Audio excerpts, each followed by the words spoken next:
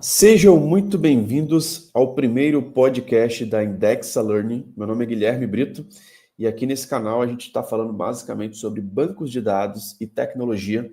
Então a gente vai iniciar uma série de podcasts aqui na Indexa Learning falando sobre bancos de dados de mercado, sobre vantagens, desvantagens. E para esse primeiro podcast eu vou trazer aqui o Thiago para a gente poder falar um pouquinho sobre SQL versus NoSQL, quando usar cada um, e a gente vai fazer esse bate-papo no dia de hoje. Tudo bom, Thiago? Tudo ótimo, Guilherme, contigo. Show de bola, por aqui tudo certo, meu irmão. Vamos lá, Thiago, acho que a gente está iniciando esse projeto novo aqui, com muitas expectativas legais, né? De uma demanda que muitas pessoas procuram a gente, querendo saber mais sobre outros SGBDs, e já começa por esse primeiro tópico aqui desse podcast, né, cara? SQL versus NoSQL, né? Acho que tem muita dúvida sobre quando usar cada um, né? Exatamente. É um tema bem polêmico, né? Digamos assim. Tem aqueles defensores assíduos do SQL, tem aqueles defensores do NoSQL, mas no final das contas vai depender muito de quando você vai utilizar, dependendo do problema que você quer resolver. Então, eu acho que é legal a gente começar aqui introduzindo o que são esses termos, né? Uma questão ali do SQL, acho que todo mundo já viu, né, na faculdade ali, já trabalhou com ele, todo mundo teve aquela matéria de banco de dados, principalmente o Dev não gostava muito, mas trabalhou ali e viu o esquema relacional, né? Então é um modelo que relaciona tabelas, você tem os dados estruturados dentro delas em colunas, e o SQL ali é a linguagem que você utiliza para consultar os dados nesse formato estruturado. E a diferença é que no NoSQL você não tem um esquema fixo como você tem no banco relacional. No banco relacional o esquema ele é bem fixo, as tabelas são geralmente bem definidas, né? Você não tem muita alteração de esquema. E no NoSQL você não tem mais isso, você pode ter ali um esquema totalmente flexível, adaptável às demandas. Hoje a gente sabe que o desenvolvimento ágil veio para ficar, e isso ajuda, né, você a buscar soluções ali mais rápidas, você fazer alterações mais rápidas. Ah, não quero mais essa estrutura aqui no meu documento lá no MongoDB. Eu posso alterar, eu posso colocar campos que não existiam nos documentos anteriores. Então essa basicamente é a diferença dos dois. Que legal. Então, Thiago, quer dizer que o SQL é um pouco mais estruturado e o NoSQL é um pouco mais flexível, seria isso? Exatamente. Mas isso não quer dizer que um é melhor que o outro, vai depender muito do problema que você está resolvendo. Eu acho que existe muitas essas comparações, né, cara? O que é melhor do que o outro, né? Eu costumo sempre dizer que o melhor banco de dados é aquele que vai atender as expectativas do seu projeto. E existem diversos elementos para você entender o que vai ser melhor para o projeto, né? Muitas vezes é um projeto que precisa de um custo baixo de licenciamento, às vezes é um projeto que precisa de uma escalabilidade, às vezes tem algumas características específicas do projeto que vai ser interessante utilizar alguns modelos aí, alguns SGBDs, alguns bancos de dados, né? É bem por essa linha também que você pensa? Exatamente. E assim, quando você fala de custo, é um ponto interessante, porque a maioria ali dos bancos NoSQL, eles nasceram com uma premissa de open source, embora muitos tenham também uma versão enterprise, uma versão em nuvem, mas você tem, por exemplo, o Cassandra, né? O Cassandra ele nasceu ali como open source, a DataStax hoje trabalha ali com uma versão enterprise. O MongoDB é a mesma coisa, você tem ali uma versão open source, você tem a versão enterprise. E ambos os bancos que você tem aqui, o Cassandra e o Mongo, também tem a sua versão na nuvem. Então, é uma premissa hoje, né, essa questão do custo, né, as empresas estão buscando cada vez mais por isso. E o NoSQL, né, o NoSQL, ele busca também por essa questão de escalabilidade, você consegue escalar ele horizontalmente muito mais com uma praticidade maior, digamos assim, do que um banco relacional. Que legal. Cara, muito bom. Depois dessa introdução aí, Thiago, eu acho que seria legal até a gente começar a dar alguns exemplos, né, de quais SGBDs utilizam o SQL, quais SGBDs utilizam no SQL, que eu acho que já pode começar a dar uma visão um pouco de mercado, de como está essa utilização, né? Perfeito. Cenários do SQL ali, né, nós temos o Oracle, né, como um banco que é dominante nessa parte. ele é um banco que tem um licenciamento bastante caro, então geralmente são empresas que têm um poder financeiro maior que vão utilizar da tecnologia.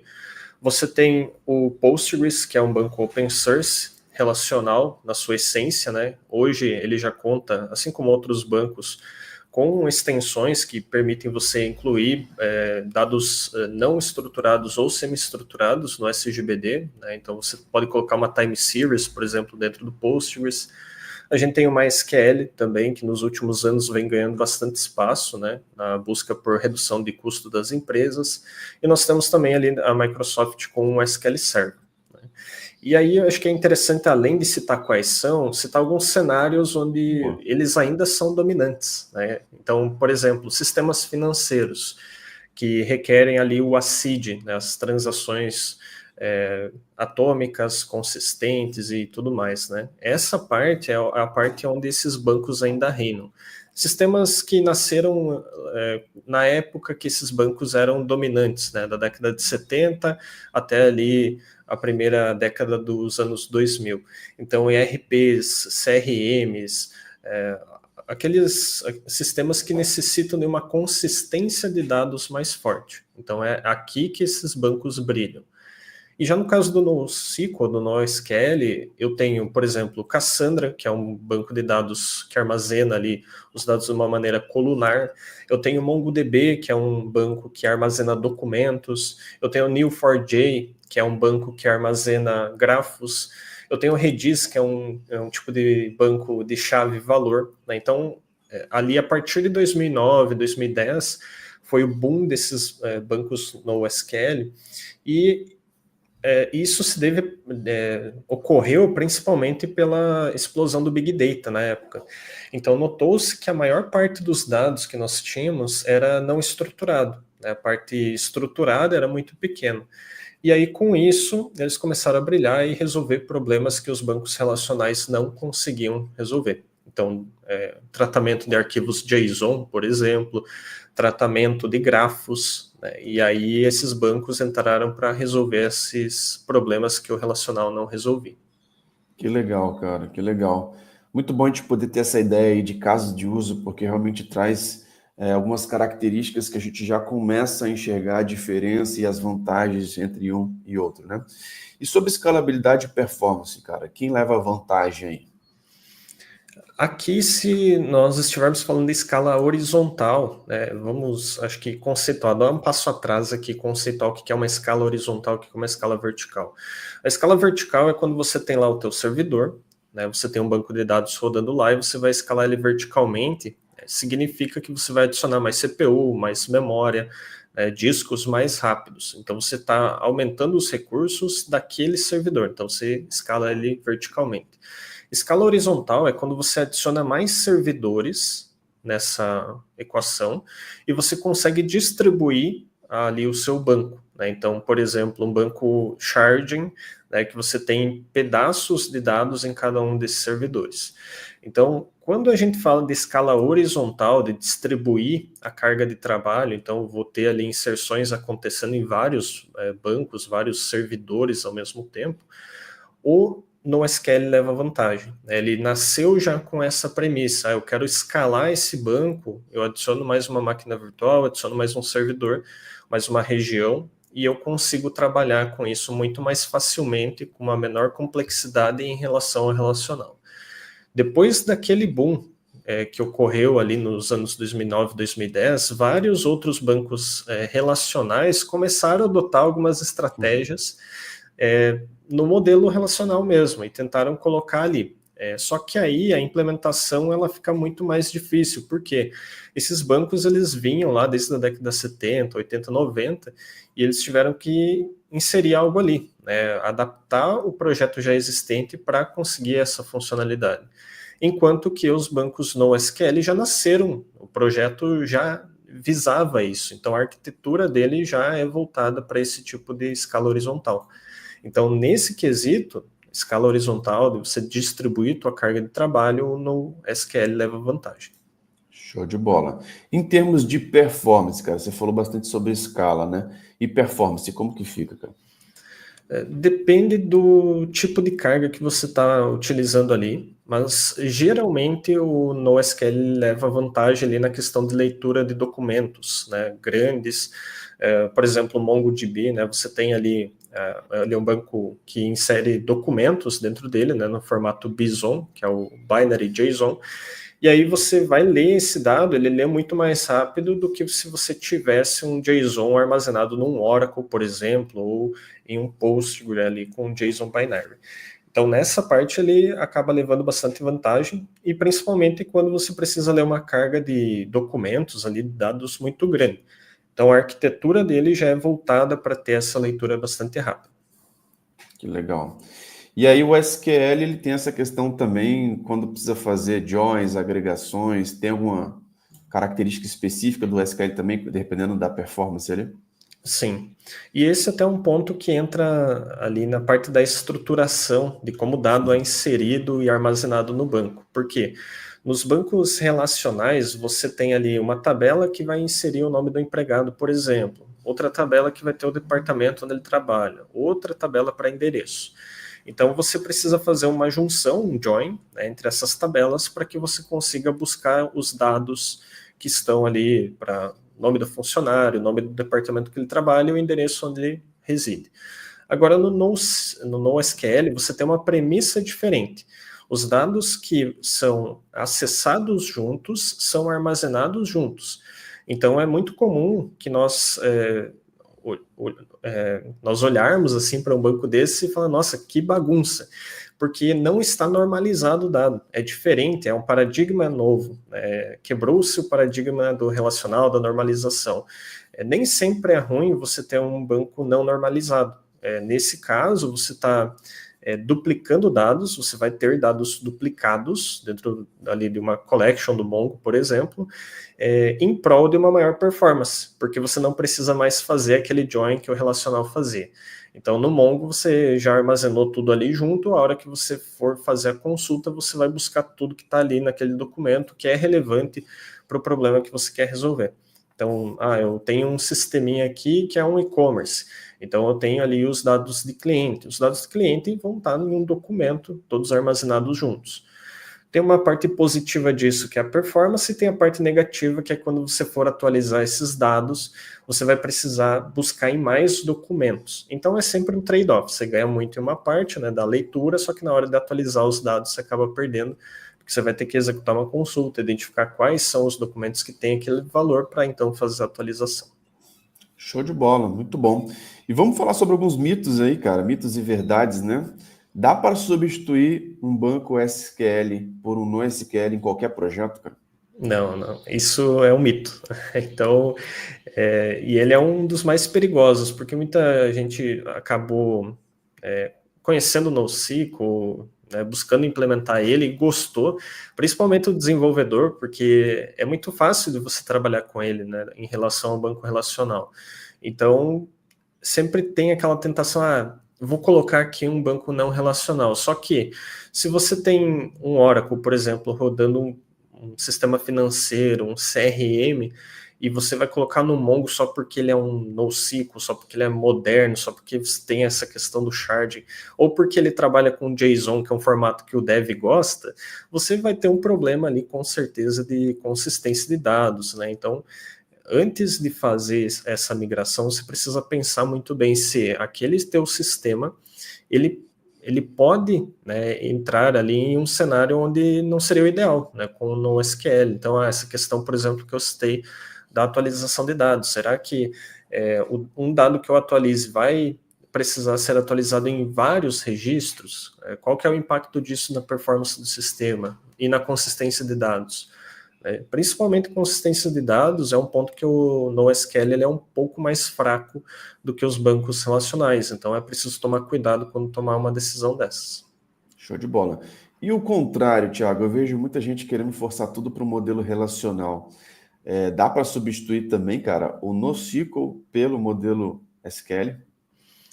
Eu digo que na tecnologia tudo é possível, você consegue dar uma martelada e funciona. Só que o que vai afetar ali é a performance, né, o resultado esperado. Então, essa questão de forçar tudo para o relacional geralmente acontece com pessoas que não conhecem tanto o NoSQL e acham que conseguem forçar isso dentro do modelo relacional. Existem cenários que o NoSQL é imbatível, digamos assim, em relação aos relacionais. Por exemplo, o time series. O time series eu quero um banco NoSQL ali para que eu consiga armazenar isso, né?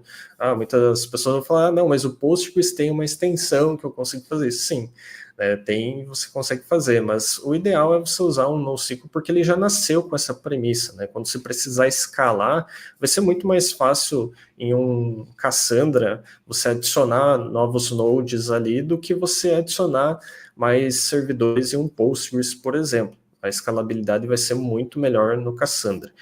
Eu quero armazenar logs ali dentro do meu banco. Eu consigo no NoSQL configurar ali o TTL, que é basicamente um tempo de expiração para aquele documento ou para aquele dado. Então, eu quero armazenar os logs dos últimos 90 dias, o resto eu posso descartar. Então, o NoSQL já tem uma forma de você fazer isso nativo, né? Eu não preciso rodar um cron job ou algo do tipo para fazer esse expurgo de dados. Então, querer forçar tanto o relacional no NoSQL quanto o NoSQL no relacional não dá certo. Você tem que ter um modelo híbrido hoje em dia, né? Antigamente o NoSQL nasceu com aquela premissa, não, vou deixar o SQL de lado, vou utilizar agora dado não estruturado com a linguagem própria, a linguagem de API, e hoje o que a gente vê é que o NoSQL inclusive mudou essa filosofia, digamos assim, porque hoje o NoSQL significa Not Only SQL, ou seja, não somente SQL. Eu tenho bancos que utilizam ali linguagens muito parecidas com SQL, então é algo que essa questão assim de ser muito para um lado ou para o outro nunca dá certo, né? Em qualquer aspecto. Então você tem que ser um pouco dos dois. Você precisa conhecer os dois para tomar a melhor decisão e ter o projeto ficar redondo ali em quesitos de performance e consistência. Muito bom, Thiago, muito bom. E você já pegou até um gancho aqui do que eu queria te perguntar, até para a gente poder ir para essa reta final, né? SQL ou NoSQL? Qual que você recomenda, cara? Certo. E aí é o ponto que eu falei, né? Depende muito do problema que você quer resolver. Então, é bom você conhecer as tecnologias que existem hoje, né? Você dominar elas. Então, eu quero aqui um banco que precisa de consistência, eu vou tratar um CRM, eu tenho um RP aqui. Obviamente, ele vai usar um modelo relacional por questões de consistência, né? De você ter ali uma maior segurança e tudo mais. Agora não, eu quero um time series, eu quero armazenar login, eu quero utilizar um banquinho aqui para cache. Tudo isso o NoSQL resolve melhor. Então, o ideal é um modelo híbrido. Muitas vezes, inclusive, você vai ter dentro da mesma aplicação, você utilizando um banco SQL e um NoSQL. É muito comum você ver ali, tem um padrão de projeto chamado cache aside, onde a aplicação ela bate primeiro em um cache, que geralmente é um NoSQL, um Redis, um Mongo, e caso o dado não esteja nesse cache, ele vai bater no banco de dados, e aí sim um relacional, um Oracle, um Postgres, um MySQL. Então hoje o híbrido é o que predomina, e aquele profissional que, eu sou só relacional, ele está muito limitado, porque novos projetos já estão nascendo com esse modelo híbrido, né, onde você usa tanto um quanto o outro, e ficar preso só naquela tecnologia relacional pesada ali, engessada até em alguns termos, impede essa evolução do profissional. Legal, Thiago. Eu acho que muitas pessoas que acompanham a gente no LinkedIn, agora aqui no nosso novo projeto aqui da Indexa Learning, acho que elas vão ficar naquela dúvida, né? Algumas pessoas tradicionais ali, DBAs tradicionais, por exemplo, só olharam para o lado do banco de dados relacional, e algumas pessoas até mesmo estão iniciando agora nessa área de banco de dados, né? Qual tipo de dica e de recomendação para quem de fato está começando a olhar essa área de NoSQL, cara? Perfeito. Eu acho que assim, focar só no relacional hoje em dia, né, com a tecnologia do jeito que ela está se desenvolvendo, os projetos que vêm surgindo, é limitar o potencial. Eu acho que você precisa, assim, além de um banco relacional ter conhecimento do não relacional, Mas para quem está começando principalmente, eu sugiro fortemente estudar primeiro o relacional, porque tem mais material, são bancos que estão aqui há mais tempo, bem consolidados de mercado, tem mais vagas, né? E você consegue ali aprender os conceitos principais, o que que é um esquema, o que que é um modelo de entidade e relacionamento, toda aquela base que vai fundamentar para quando você começar a aprender o NoSQL, entender quais problemas ele veio para resolver. Então, a minha dica principal tem que aprender os dois, mas começa pelo relacional, justamente para ter essa base e depois partir para o NoSQL. Cara, que legal, que legal. Pessoal, muito legal esse bate-papo aqui para a gente poder entender um pouquinho sobre as características e as diferenças do SQL versus NoSQL, quando usar cada um. Vocês viram que tem um universo de possibilidades aí dentro, de estudos de caso, de características, para você chegar a essa decisão. Agora, quem hoje já trabalha com a linguagem SQL, com banco de dados relacionais, pense a quantidade de oportunidades e de possibilidades de você agregar isso ao seu conhecimento. Se você está começando do zero agora, já começa já entendendo um pouquinho essas características e diferenças, porque isso vai fazer totalmente diferença dentro do mercado de trabalho.